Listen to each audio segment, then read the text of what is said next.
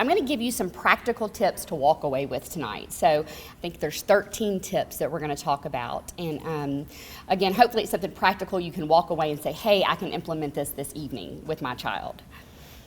But just a little bit about me. Again, it's Alexis Sapp, and I'm the owner of Alabama Child and Adolescent Counseling.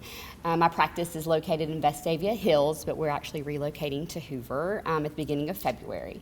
So my practice serves kids. I have a registered play therapist that works with me, and we serve children from 2 years old all the way to the itty-bitties, all the way up into college.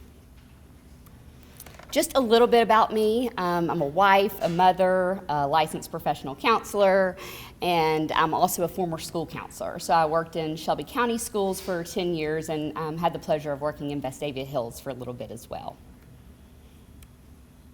So these are our 2 objectives. I wanted to keep it short and sweet and not throw any statistics out at you at 7 o'clock at night, but we're going to define resilience, and then we are going to explore parenting techniques that are research-based and proven to increase resilience in children. I pulled a few different definitions, and because we're going to talk about resilience, those everyday knockdowns that we want kids to be able to, jump back up from, like she was speaking about, versus resilience when it comes to trauma, because I think those are 2 really big, different topics and really important to differentiate. So according to the dictionary, resilience is an ability to recover from or adjust easily to a misfortune or a change. Another definition that I looked up said that it's perseverance, no matter the odds. And Dr. Cantor said resilience is the ability to recover from fumbles and outright mistakes and bounce back, which is basically on target with what you said. So these are the types of resilient acts that we're going to talk about tonight. Brene Brown, thumbs up if you know who Brene Brown is. Okay, my moms do. Yeah, so she's fabulous, and if you don't know who she is, Google her, but she does a lot of research on empathy and resiliency, and she's phenomenal. But I love that she says, that spirituality is also a component of resilience. All right, so this is the differentiation with the trauma. So you can kind of look at this, that trauma, significance of risk of trauma, it's a process or a phenomenon of reflecting relatively the positive adaptation despite significant risk or trauma, and that resilience involves judgments about people's lives. So we can't directly measure, resilience, okay? It's pretty abstract, but we basically infer it, and it's based on 2 conditions. So 1, that a person is doing reasonably well, 2, despite whatever trauma they have been through. Again, so we're not talking about trauma-based resilience tonight. We're talking about those everyday fumbles we want our kids to get back up from. All right, so here are a few tips. We've got 13. But the number 1 is do not accommodate every need that they have, okay? And I put helicopter parent in parentheses because you've all heard that terminology by now. At times, as parents, we attempt to provide them comfort and care, which is very important. I'm really big on the attachment-based theory when it comes to our younger kiddos. But when we are overprotecting our kids, especially our kids that are already have a little tendency to have anxiety, we're going to basically increase their anxiety at times, okay? So anxious parents tend to try to overprotect their children from being uncomfortable. And I'm a parent myself, as I told you, so it is hard to watch your child be uncomfortable, right? But we know that that is a part of building resiliency. They are going to be uncomfortable, all right? And so it's our job to help them get through it in a positive way that does build resiliency. Lyons, I pulled some information from Dr. Lyons, and he says he gave a great example that I wanted to just give him credit for, but a child gets out of school at 3:15 and they are nervous or anxious that their parent is not going to pick them up on time. All right, I see some of you smiling because you may have that child. And this is a real life example, and so the parent, to ease that pain or that uncomfortable feeling the child may have, they get to the carpool line an hour early and they sit there so their child can make sure they look out the window and see them. Seems like a good parenting thing to do, right? That's a nice thing to do. I'm not saying it's terrible, but that is something that is just going to really foster that anxiety instead of teaching the child, hey, let's look at the facts of things, which I'm going to get ahead on my slides as well. But let's look at facts. Have I ever not picked you up on time, right? Instead of just the feelings of, Mom, I'm afraid you're not, or Dad, that you're not going to pick me up on time.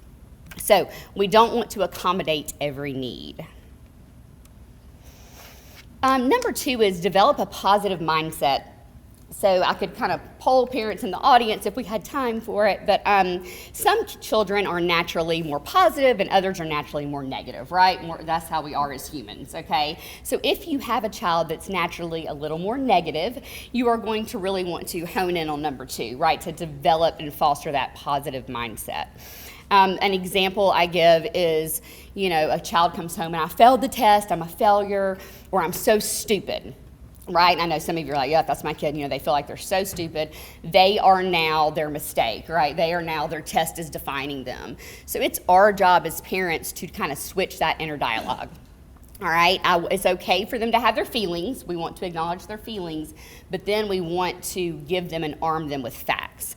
And this is something where you're not just telling them, you're not a loser, you've passed other tests. You want to help them come up with these. Like, tell me some facts about your other tests that you've taken, right? So you're putting the ball in their court so they can learn to problem solve, which is in the end going to make them more resilient children and more resilient adults. Again, you go back, you're looking at facts versus feelings. So you may feel like that, but let's look at the facts. You passed X amount of other tests. Does that make sense? Okay. All right, number 3 tip to avoid is eliminating all risk. And this I go back to talk about the helicopter parent a little bit. It's our natural instinct to keep our kids safe. And we want to, again, make sure to foster that positive attachment, especially early in life. But eliminating all risk from them prevents them from being resilient, because there is going to be a time, and not K through 3 maybe, you can save them a lot right now, which a lot of times it's appropriate. That's why I reference age appropriate risk, right? You want to make sure that they have the opportunity to make decisions for themselves, because there's going to be a time when you're not going to be able to be there to make their decisions for them. So this helps them learn to set their own limits, and it helps them with emotional regulation, which we'll talk about in a few slides, and just that self-regulation. And one example is that some kids, and these are older kids, but they're not allowed to eat when parents are not home because they could choke. Okay, well, if they are old enough to be home alone, they're old enough to probably eat, right? Okay, so you're wanting to not take it to that extreme to avoid all those risks. Going down to appropriate risk, how it teaches your child resilience. So for example, a 5-year-old who you've been teaching them how to go to the stop sign, look left, look right, look both ways, they are going, instead of just saying you can only drive around in circles in our driveway, right, because you might get hit and die. They are going to have more, when they're 16, they're going to have built that resiliency. So they know, I can make this decision, right? I've been stopping and looking left and right since I was 5 with my parent with me, right? So I see some of you laughing like, oh gosh, I only let them drive in the driveway. And that's okay, if you're with them. But just not avoiding all risk. Our kids are going to have to take risks. They're going to have to fail. That is how they learn. It's how we learn. And I just love this slide. So we do kids a disservice when we step in so soon that they never experience making mistakes. In fact, children learn more when we allow them to make mistakes. It's all in how we teach them how to handle it, right? So that goes back to what Dr.